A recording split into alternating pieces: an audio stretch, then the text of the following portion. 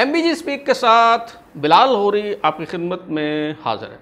سابق وزیر اعظم اور تحریک انصاف کے چیئرمین عمران خان کے خلاف بنائے گئے مقدمات میں سب سے تگڑا اور مضبوط مقدمہ القادر ٹرسٹ کیس ہے، جس میں ان پر الزام ہے کہ انہوں نے قومی خزانے کو 66 ارب روپے کا نقصان پہنچایا۔ اب اس پہ ان کے جو چاہنے والے ہیں ان کی طرف سے بہت سی تعویلیں پیش کی جاتی ہیں۔ مثال کے طور پر کہا جاتا ہے کہ وہ واحد وزیر اعظم ہیں جن کے خلاف اس لیے مقدمہ بنایا گیا ہے کہ انہوں نے یونیورسٹی بنائی اور 190 ملین پاؤنڈ یعنی 66 ارب روپے کی جو رقم ہے، اس حوالے سے کبھی تو یہ کہا جاتا ہے کہ یہ رقم تو ملک ریاض اور ان کے خاندان کی تھی اور حکومت پاکستان کا اس سے کوئی لینا دینا ہی نہیں تھا، اور پھر پینترا بدل کے یہ کہا جاتا ہے کہ جی اگر یہ رقم حکومت پاکستان کے اکاؤنٹ میں نہیں آئی اور سپریم کورٹ کے اکاؤنٹ میں چلی گئی ہے تو کیا ہو گیا؟ ہے تو حکومت پاکستان کے پاس، سپریم کورٹ بھی تو پاکستان کا ہے، تو کیا فرق پڑتا ہے اس بات سے؟ اور پھر جب یہ سارے دلائل جو ہے وہ ختم ہو جاتے ہیں اور یہ جو جتنی تعویلیں ہیں جب یہ بے اثر ہو جاتی ہیں، اپنی وقت کھو بیٹھتی ہیں، تو پھر کہا جاتا ہے کہ جی جو بھی ہوا، جی عمران خان صاحب کوئی اپنے گھر تو نہیں لے گئے، یہ 66 ارب روپے جو ہیں وہ انہوں نے اپنی جیب میں تو نہیں ڈال لیے، ان کے اپنے اکاؤنٹ میں تو جو ہے وہ منتقل نہیں کیے گئے، تو انہوں نے تو کسی قسم کی کوئی کرپشن جو ہے وہ نہیں کی، وہ تو بڑے صادق اور امین ہیں اور بڑے جو ہے وہ دیانتدار ہیں۔ تو آج ہم اس مقدمے کے تمام پہلوؤں کا جائزہ لیں گے اور یہ جو تعویلیں پیش کی جاتی ہیں وہ کس حد تک ٹھیک ہیں انہیں بھی ڈسکس کریں گے، اور یہ جو معاملہ ہے اسے سمجھنے کی اور یہ جاننے کی کوشش کریں گے کہ یہ جو القادر ٹرسٹ کیس ہے یہ دراصل ہے کیا۔ تو مختصر میں آپ کو بیان کرتا ہوں اس کا جو کنٹیکسٹ ہے، بیک گراؤنڈ ہے۔ جیسا کہ آپ جانتے ہیں، میں نے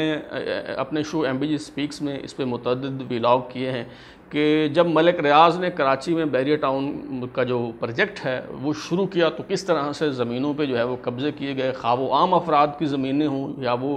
سرکاری جو ہے وہ زمینیں ہوں، کس طرح سے ان پہ جو ہے وہ قبضے کیے گئے ہیں۔ تو ضلع ملیر کی جو سرکاری اراضی ہے وہ بھی غیر قانونی طور پہ ہتھیا لی گئی بیریئر ٹاؤن کراچی کے لیے، اور اس میں چونکہ ضلعی انتظامیہ، صوبائی حکومت سارے کے سارے جو ہیں وہ ملے ہوئے تھے، شریک جرم تھے، اور سب کے سب جو ہے وہ ملک ریاض صاحب کی جیب میں ہوتے ہیں، کوئی ان کے خلاف جو ہے وہ بات نہیں کر سکتا، وہ اپنی فائلوں کو جو ہے وہ پہیے لگا دیتے ہیں، کوئی نہیں بولا۔ تو الٹیمیٹلی جب یہ معاملہ سپریم کورٹ میں گیا اور وہاں یہ مدعا اٹھایا گیا کہ جی دیکھیں جو سرکاری زمینیں ہیں وہ غیر قانونی طور پہ بیریئر ٹاؤن کراچی کو منتقل جو ہے وہ کر دی گئی ہیں، تو سپریم کورٹ نے ان زمینوں پہ بیریئر ٹاؤن کے قبضے کو غیر قانونی قرار دے دیا، اور پھر سپریم کورٹ کا ایک 3 رکنی بینچ تشکیل دیا گیا جسے عمل درآمد بینچ کہا گیا، اور اس 3 رکنی بینچ کی یہ ذمہ داری تھی کہ سپریم کورٹ نے بیریئر ٹاؤن کراچی کے حوالے سے جو فیصلہ دیا ہے اس پہ جو ہے وہ عمل درآمد کرائے۔ یہ جو 3 رکنی بینچ تھا اس میں جسٹس ثاقب نثار، جسٹس عظمت سعید شیخ اور جسٹس فیصل عرب جو ہے وہ شامل تھے۔ اب یہ 3 رکنی جو عمل درآمد بینچ تھا سپریم کورٹ کا، اس نے جب سماعت کا آغاز کیا تو جس طرح سے جسٹس ثاقب نثار صاحب کی جو ہے وہ روش رہی ہے، جس طرح کا ان کا مزاج رہا ہے کہ وہ عدالت کو جو ہے وہ پنچایت کے انداز میں چلاتے رہے ہیں اور قوانین کو، ضابطوں کو جو ہے ان کی پرواہ کیے بغیر وہ آؤٹ آف دا بکس جا کے جو ہے وہ ڈیل کرتے ہیں لوگوں کے ساتھ۔ تو اس مقدمے میں بھی انہوں نے سپریم کورٹ کے فیصلے پر عمل درآمد کرانے کے بجائے انہوں نے ملک ریاض کے ساتھ بھاؤتاؤ شروع کر دیا، بیریئر ٹاؤن والوں کو جو ہے وہ کہنا شروع کر دیا کہ جی اگر آپ اتنے پیسے جمع کروا دیں، اگر آپ اتنے پیسے جو ہے وہ دے دیں تو ہم آپ کو جو ہے وہ چھوڑ دیں گے، اور پھر باقاعدہ کئی دن یہ بھاؤتاؤ ہوتا رہا کہ جی نہیں اتنے نہیں اتنے، اور بیریئر ٹاؤن والے کہتے ہیں نہیں ہم اتنے دیں گے، اور پھر انہیں کہا جاتا کہ ٹھیک ہے پھر آپ چلے جائیں، نیب چلے جائیں،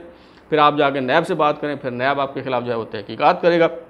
تو الٹیمیٹلی جناب 21 مارچ 2019 کو بیریئر ٹاؤن نے یہ پیشکش کی کہ ہم 460 ارب روپے دینے کے لیے تیار ہیں، یہ جو زمینوں پہ، سرکاری زمینوں پہ ہم نے قبضہ کیا ہے اس کے عوض ہرجانے کے طور پہ۔ تو سپریم کورٹ نے یہ پیشکش جو ہے وہ تسلیم کر لی اور طے پایا کہ جی 7 سال میں 460 ارب روپے جو ہے وہ بیریئر ٹاؤن کراچی کے لیے جو زمینوں پہ قبضے کیے گئے ہیں وہ ان کے ہرجانے کے طور پہ ادا کیے جائیں گے، اور جتنے مقدمات ہیں اس حوالے سے وہ سارے ختم ہو جائیں گے۔ FIA، نیب، کوئی بھی جو ہے وہ بیریئر ٹاؤن کے خلاف جو ہے اس حوالے سے انویسٹیگیشن نہیں کرے گا اور تنگ نہیں کیا جائے گا اور چھوڑ دیا جائے گا۔ یہ جو 460 ارب روپے تھے، اس کی یہ ڈیٹیل طے پائی کہ یہ مارچ 2019 میں یہ فیصلہ ہو رہا ہے، اور طے پایا کہ جی اگست میں پہلی جو قسط ہے وہ 25 ارب روپے کی وہ جمع کروائی جائے گی، پھر ستمبر سے ہر مہینے 2.25 ارب روپے جو ہیں وہ بیریئر ٹاؤن کراچی جمع کروائے گا سپریم کورٹ کے اکاؤنٹ میں، اور اس وقت تک یہ طے نہیں کیا گیا تھا کہ یہ پیسے الٹیمیٹلی کسے جائیں گے۔ اب ظاہر ہے اگر ضلع ملیر کی زمین ہے اس پہ قبضہ کیا گیا ہے اور اس کے عوض یہ جرمانہ وصول کیا جا رہا ہے، تو اس پہ جو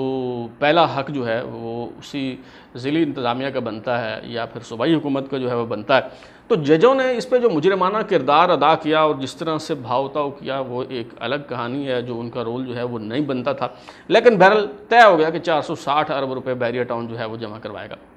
اب جب یہ اس معاملے کی سماعت سپریم کورٹ میں ہو رہی تھی تو ہم اسلام آباد سے آپ کو لندن لیے چلتے ہیں۔ اب برطانیہ میں جو منی لانڈرنگ کی تحقیقات کے حوالے سے ایک ایجنسی ہے برطانیہ کی، نیشنل کرائم ایجنسی NCA، وہ جو ہے ملک ریاض اور ان کے خاندان کے خلاف کرپشن اور منی لانڈرنگ کے الزامات کے تحت انویسٹیگیشن کر رہی تھی۔ ملک ریاض، ان کے بیٹے علی ریاض ملک اور بہو مبشرہ علی ملک جو ہیں، ان کے خلاف وہاں پہ منی لانڈرنگ کے الزامات کے تحت جو ہے وہ انویسٹیگیشن ہو رہی تھی، اور ان انویسٹیگیشن کے دوران 2019 میں ہی ملک ریاض کے خاندان نے نیشنل کرائم ایجنسی کے ساتھ آؤٹ آف کورٹ سیٹلمنٹ کر لی، اور انہوں نے کہا جی ہم 190 ملین پاؤنڈ کا جرمانہ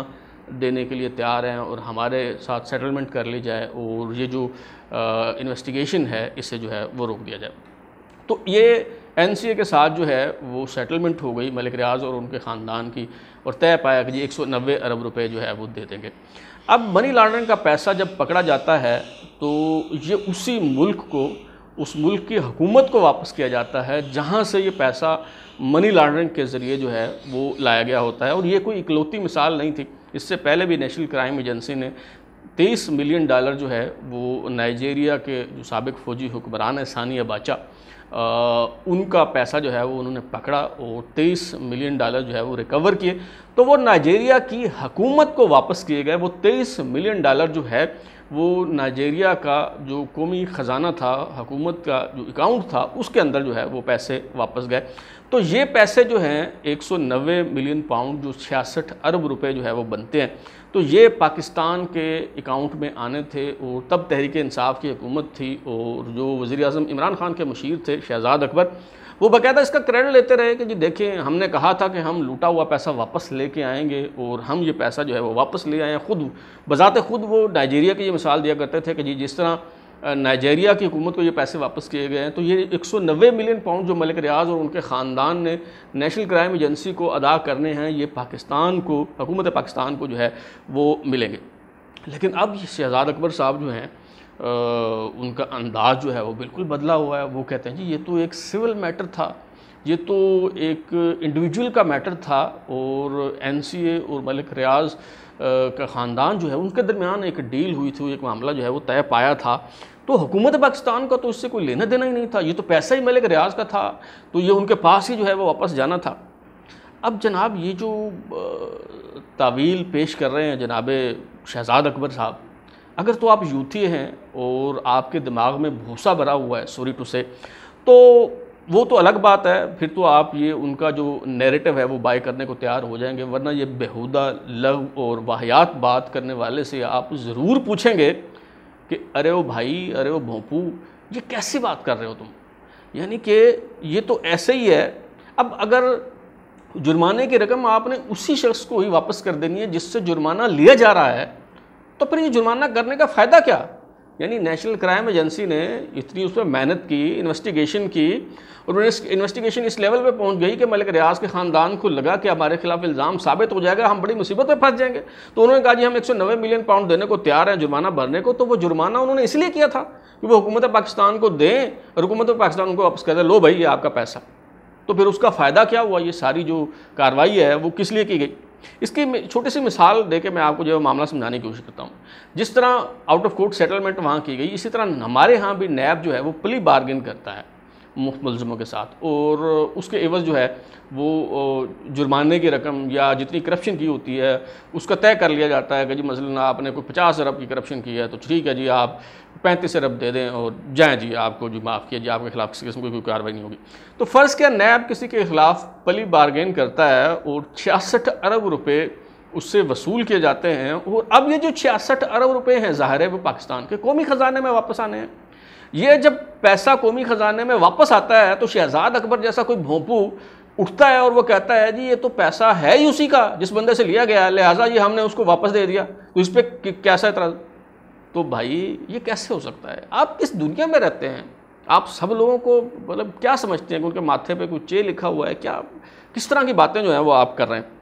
تو جناب یہ معاملہ جو ہے یہ سول میٹر نہیں تھا، یہ ان کا پیسہ نہیں تھا، یہ حکومت پاکستان کے پاس آنا تھا، یہ پاکستان کی امانت تھی، پاکستان سے لوٹا ہوا مال تھا جو غیر قانونی طور پہ برطانیہ لے جایا گیا، تو یہ پاکستان میں واپس آنا تھا. اور اگر یہ سول میٹر تھا تو آپ پھر اس کو وفاقی کابینہ میں کیوں لے کے گئے؟ آپ کا پھر اس معاملے سے کیا لینا دینا؟ اور وہاں پہ اتنی رازداری کے ساتھ جو ہے وہ آپ نے اس کی منظوری جو ہے وہ کیوں حاصل کی، اس کی تفصیل جو ہے وہ میں آگے چل کے آپ کو بتاتا ہوں. 3 دسمبر 2019 کو وفاقی کابینہ کا اجلاس ہوتا ہے، اور وفاقی کابینہ کا اجلاس جو ہے اس کے ایجنڈے میں یہ معاملہ شامل نہیں ہے، لیکن وزیر اعظم عمران خان جو ہیں وہ اپنا ثوابدیدی اختیار استعمال کرتے ہوئے اس معاملے کو ایجنڈے پہ لاتے ہیں. کیسے لاتے ہیں کہ جی ایک لفافہ، بند لفافہ لہرایا جاتا ہے کہ جی یہ اس میں کچھ لکھا ہوا ہے اور آپ نے اس کی منظوری دینی ہے، اور یہ بڑا کانفیڈینشیل میٹر ہے، ہم آپ کو بتا نہیں سکتے،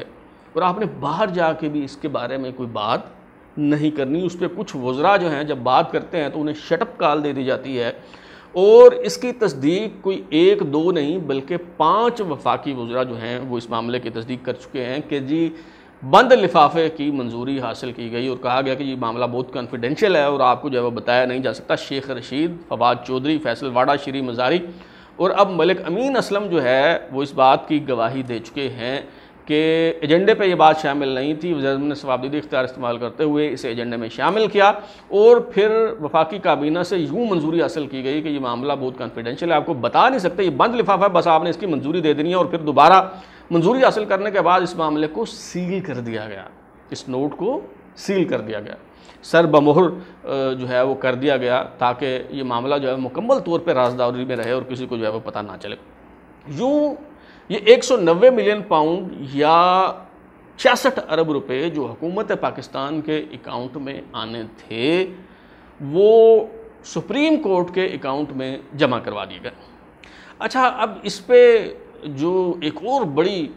عجیب و غریب قسم کی جو تعویل دی جاتی ہے کہ جی دیکھیں سپریم کورٹ بھی تو پاکستان کی ہے نا، اگر حکومت پاکستان کے پاس نہیں آیا سپریم کورٹ کے اکاؤنٹ میں چلے گئے تو کیا فرق پڑ گیا؟ جی میں بتاتا ہوں آپ کو کیا فرق پڑ گیا جناب. چونکہ بیریا ٹاؤن کراچی نے جو سرکاری زمینوں پہ قبضہ کیا تھا اس کے عوض 460 ارب روپے جرمانہ ادا کرنا تھا، اور سپریم کورٹ کے ساتھ کمٹمنٹ کی گئی تھی کہ 460 ارب روپے ہم دیں گے، تو وہ 66 ارب روپے سپریم کورٹ کے اکاؤنٹ میں جاننے کا مطلب یہ ہے کہ 460 ارب روپے میں سے وہ 66 ارب روپے ایڈجسٹ ہو جائیں گے. اگر وہ سپریم کورٹ کے اکاؤنٹ میں پیسہ نہ جاتا تو پورے کے پورے 460 ارب انہیں دینا پڑتے،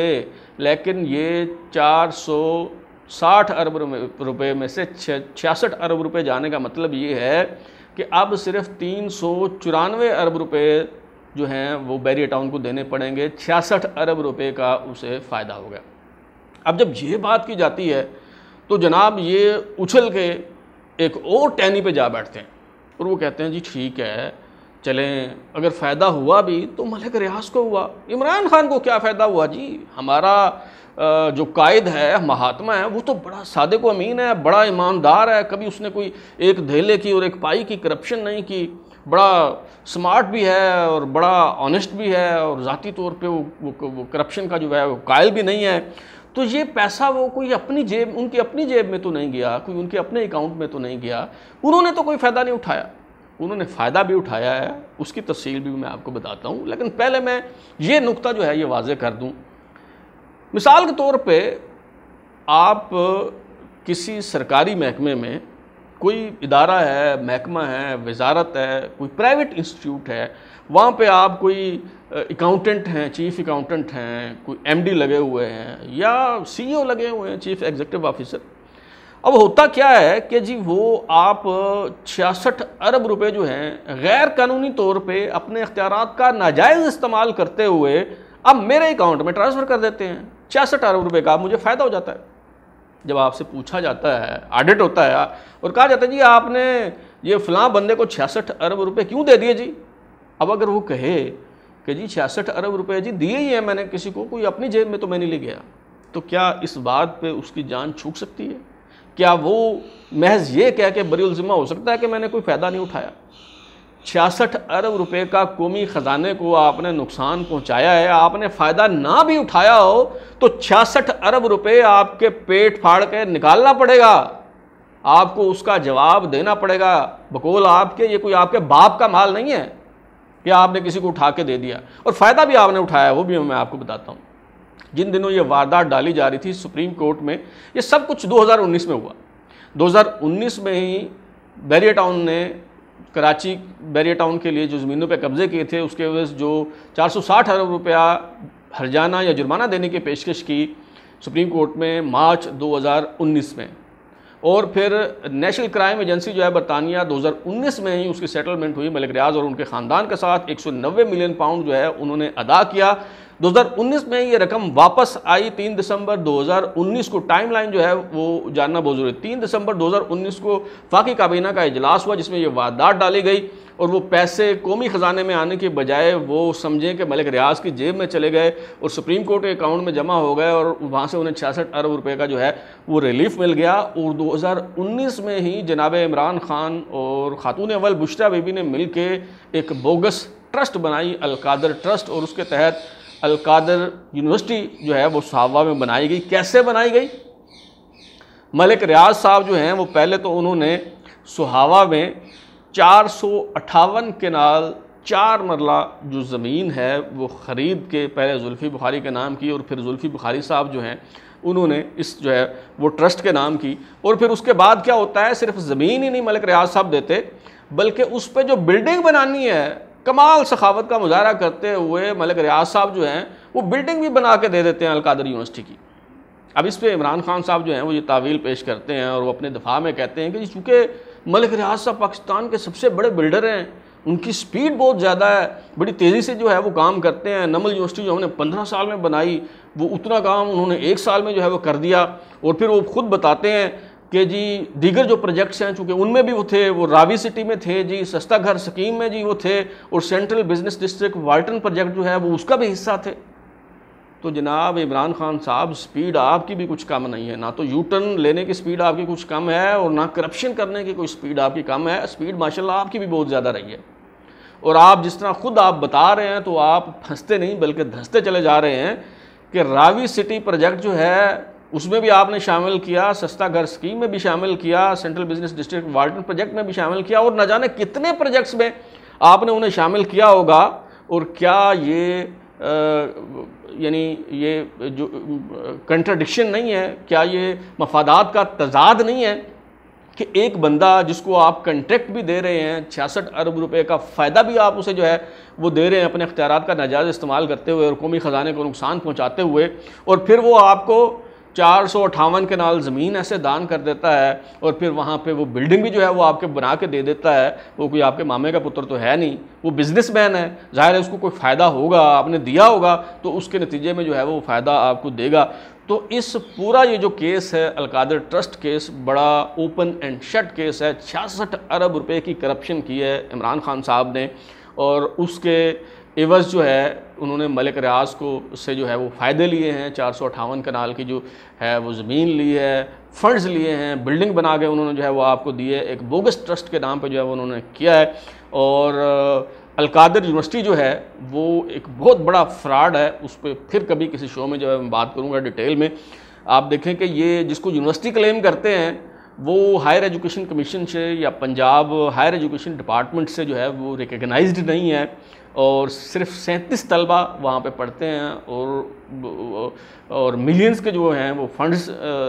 ریسیو کیے جاتے ہیں اس ٹرسٹ کے نام پہ. تو اسے یونیورسٹی تو کیا آپ کالج بھی نہیں کہہ سکتے, محض ایک انسٹیٹیوٹ, پرائیویٹ انسٹیٹیوٹ جو ہے وہ آپ اسے کہہ سکتے ہیں. تو یہ ایک الگ کہانی ہے کہ کس طرح سے یہ ٹرسٹ بنائی گئی, اور شروع میں 4 لوگ جو ہیں وہ ٹرسٹی تھے. خود عمران خان جو اس وقت وزیر اعظم تھے, خاتون اول بشرا بی بی, اور بابر اعوان صاحب اور زلفی بخاری صاحب. پھر زلفی بخاری اور بابر اعوان کو جو ہے وہ اس ٹرسٹ سے نکال دیا جاتا ہے, اور پھر جو فرد شہزادی یا فرا گوگی ہیں سہیلی بشرا بی بی کی, انہیں جو ہے وہ ٹرسٹیوں میں شامل کر دیا جاتا ہے. اور اب بھی عمران خان صاحب جو ہیں وہ اس کے ٹرسٹی ہیں, بشرا بی بی اس کی ٹرسٹی ہیں, ان کی سہیلی جو ہیں بشرا بی بی کے فرا گوگی وہ اس کی ٹرسٹی ہیں, اور ایک اور صاحب بھی جو ہیں وہ اس کے ٹرسٹیز میں جو ہے وہ شامل ہیں. تو یہ ایک الگ کہانی ہے, پھر کسی دن جو ہے وہ اس پہ ساری تفصیل میں آپ کو بتاؤں گا. لیکن سر دست یہ ہے کہ القادر ٹرسٹ کیس کے حوالے سے یہ 66 ارب روپے کی جو کرپشن کا کیس ہے, اس حوالے سے عمران خان صاحب جتنی وضاحتیں دیتے ہیں, ان کے چاہنے والے جتنی تعویلیں پیش کرتے ہیں, اتنا زیادہ ہی وہ پھنستے چلے جاتے ہیں, کیونکہ قومی خزانے کو 66 ارب روپے کا نقصان انہوں نے پہنچایا ہے, اور اس میں سزا سے وہ کسی طرح نہیں بچ سکتے. اب تک کے لیے اتنا ہی. بلال لوری کو اجازت دیجیے, پھر ملاقات ہوگی. اگر آپ کو ہمارا شو پسند آیا تو اسے لائک کریں, کمنٹ کریں, شیئر کریں, اور ہمارا چینل سبسکرائب کرنے کے بعد بیل آئکن یعنی گھنٹی ضرور دبائیں تاکہ آپ کو نئی ویڈیوز کے نوٹیفیکیشنز ملتے رہیں. بہت شکریہ.